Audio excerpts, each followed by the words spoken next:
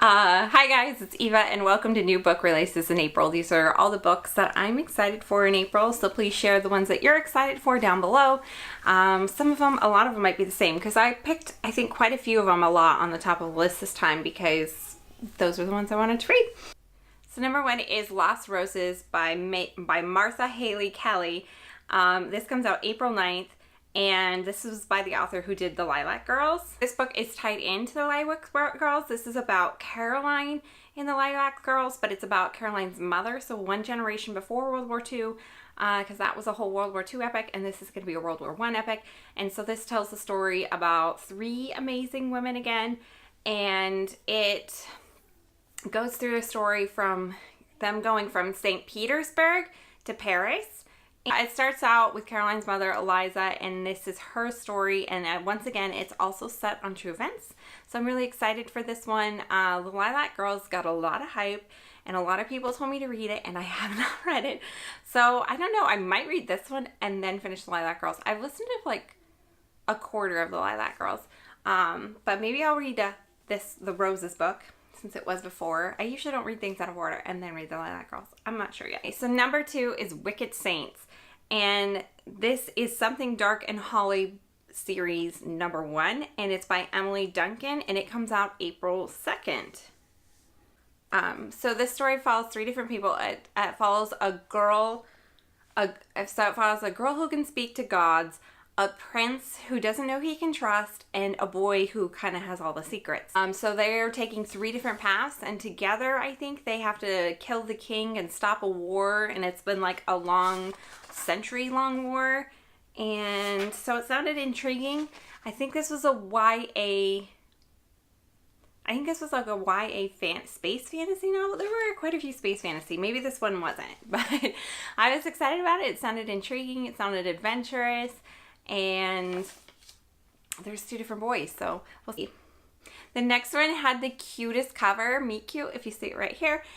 This is by Helen Hunting, and it comes out April 9th. It is like one of those fan crush ones, like where you're like, you have a huge crush on it, and it's about a girl who's in law school, and like on her first day of law school, she falls over a boy that she had a fan crush on, who is like a famous celebrity or actor, I believe, and he is attending that particular law school, and they develop a really good friendship, I think, in the end of it. But then the story like starts 8 years later. So 8 years later, he shows up and needs this advice from her because I think they ended on bad terms. I think he betrayed her last time. And so her firm is like wanting to bring him in. So she's not sure whether she should betray him this time because he had betrayed her before. Because he has just gotten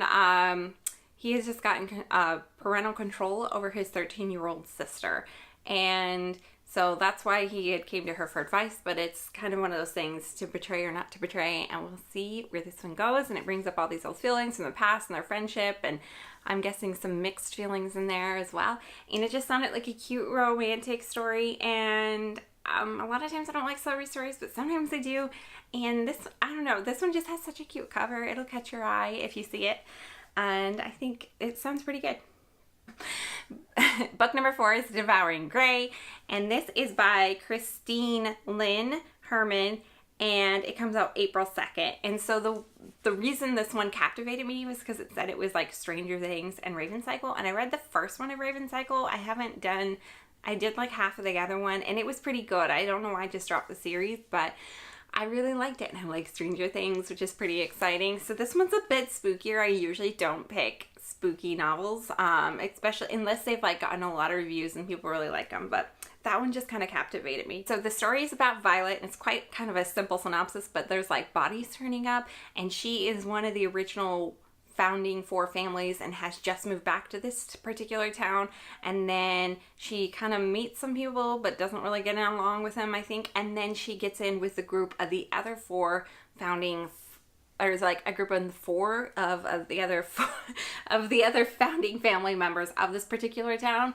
and they're going on a bit of a quest or mystery to see why these suddenly these bodies are turning up and they go into the forest, and just, it sounded simple, and I think I can handle it as long as it's not too scary. But it did grab me at Stranger Things. I could watch Stranger Things. It wasn't, I liked it. Oh, that leads me to book number 5, Descendants of the Crane. And this one is by Joan. He, I don't know how to say her last name. And it comes out April 9th. This one captivated my eye because it was on so many tops of the list, and it's beautiful. And it's got this big, long crane on the front cover. If you see it here or here, it's probably over here. But this one captivated me because it said it was a Chinese fantasy. And I don't know, I haven't read really any Chinese fantasies to speak of, I don't think. This is about a young woman, Princess Helena, and she wants an unremarkable life. She wants out of her life, she wants out of the spotlight, and doesn't want to become queen. And then shockingly, her father dies and she does become queen, and she believes that her family, or her father, was murdered by somebody very close-knit to her.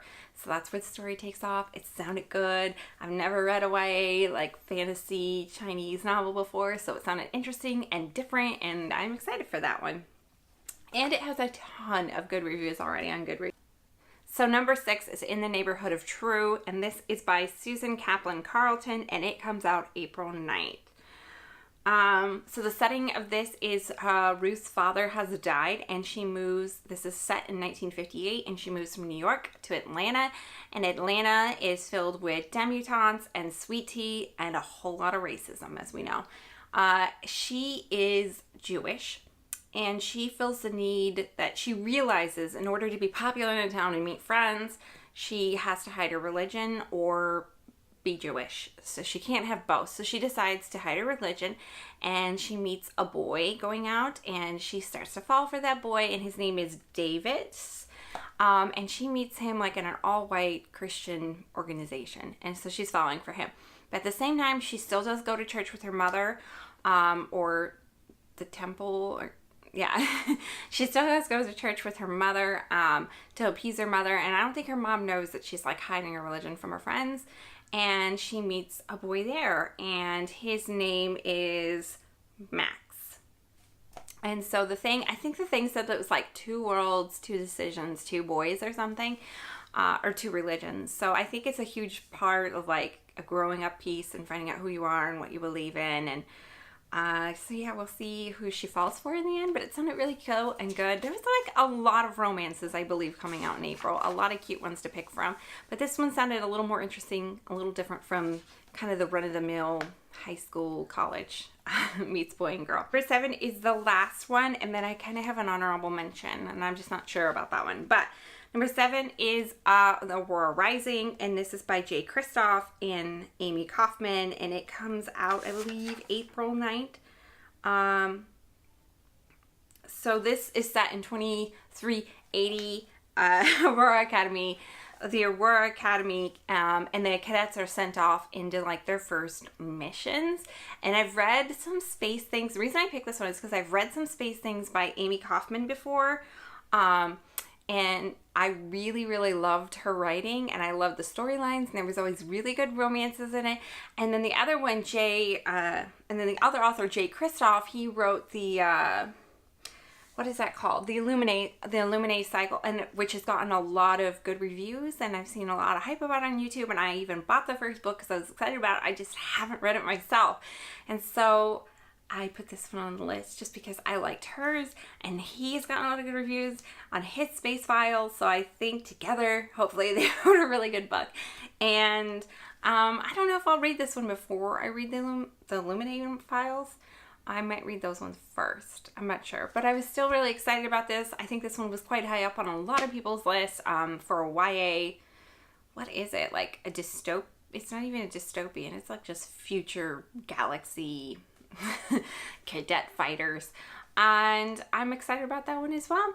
The number 8 is a honorable mention, is The Princess and Fangirl. This is about Once Upon a Con 2 by Ashley Polston. And I liked the Cinderella Gabriella retelling, or what was it called? It was about a girl, and she worked in this like pumpkin thing, and it was a Cinderella retelling, and she was going to like this fan fiction event, and she didn't want to be there, but she met like the main actor, and she really liked him, and all this stuff. I don't remember. It was a Cinderella retelling, but it was kind of cheesy, and I don't know how much I liked it in the end. And this one is a Prince and the Pauper retelling, and I'm not sure, I'm not really into Prince and the Pauper, so I don't know if I'll pick it up. But if it gets really good reviews, it's like, it's up there, it's on my radar. I think it should be on your radar. What was that story?